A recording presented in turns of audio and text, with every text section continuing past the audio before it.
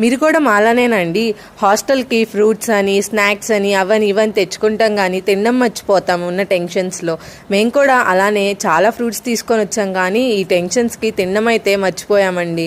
అవేమో వేస్ట్ అయిపోతున్నాయి. ఇంకా అందుకని చెప్పి వాటి భర్తం పట్టాలని ఇవాళ వాటన్నిటిని కలిపి జ్యూస్ చేసేద్దామని నిర్ణయించుకున్నాము. ఇంకేముంది, కమలా ఇష్టం లేని వాళ్ళు ఎవరుంటారు.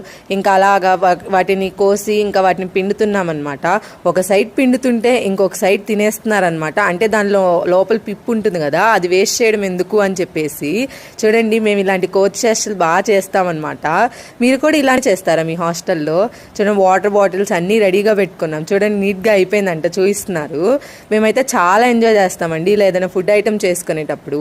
మీరు మా అలానేనా? మేము ఇంకా అలా అన్నీ పిండేశాక వాటిలో ఇత్తనాలన్నీ క్లియర్ చేసేసి ఇంకా వాటర్ పోసి యాడ్ చేసామన్నమాట. పంచదార కూడా వేసామండి, బట్ ఆ క్లిప్ తీయడం అయితే మర్చిపోయాము. వీడియో నచ్చితే లైక్, షేర్ అండ్ సబ్స్క్రైబ్.